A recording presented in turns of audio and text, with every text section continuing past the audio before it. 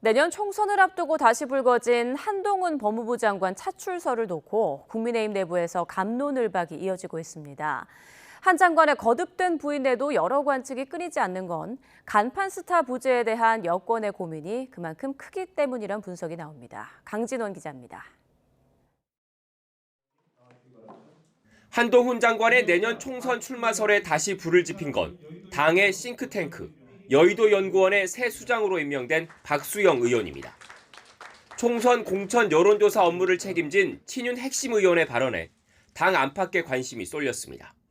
X세대의 선두주자라고 볼 수 있는데 그분이 나와서 기존의 586, 소위 운동권 세력, 이 세대들을 좀 쫙 물리치는 서울 출신인 한 장관이 높은 대중적 인지도를 바탕으로 수도권 선거를 승리로 이끌 거란 기대감도 내비쳤습니다.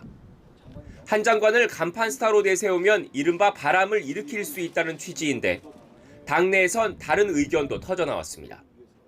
법무행정의 수장을 섣불리 여의도로 불러들이기보단 국정 운영의 동력으로 남겨두는 게 윤석열 정부를 위해 낫다는 겁니다. 개별 의원들께서 그런 생각을 하시는 것도 있겠지만은 우리가 당이 적어도 공식적으로 그런 걸 고려하는 바가 없습니다. 아직까지는. 정치적으로 이걸 저희들이 영입이나 이런 걸 논의할 때가 아니다. 현 정부 내각의 상징과도 같은 한동훈 장관이 출마하면 오히려 정권 심판론이 부각할 수 있다는 우려도 반영된 것으로 보입니다. 한 장관 역시 정계 진출 가능성엔 선을 긋고 있습니다.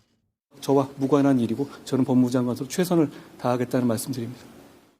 이처럼 본인 의사와 무관하게 한 장관의 거취를 놓고 이런저런 말들이 나오는 건 당내 상황과 맞물린 여권 주류의 위기의식과 무관치 않다는 분석입니다.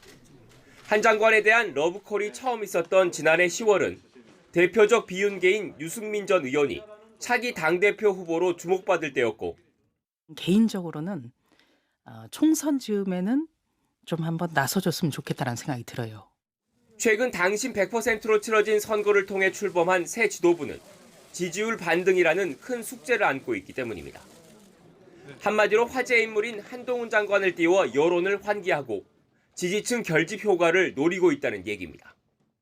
물론 당 지도부에선 당장 총선용 외부 유력 인사를 영입하기보단 민생 행보를 통해 국민의 신뢰를 얻는 데 주력하겠다는 분위기가 역력합니다. 하지만 선거일이 다가올수록 또 지지율 추이에 따라 한동훈 장관 차출설은 언제든 살아있는 카드라는 게 정치권의 중론입니다. YTN 강진원입니다.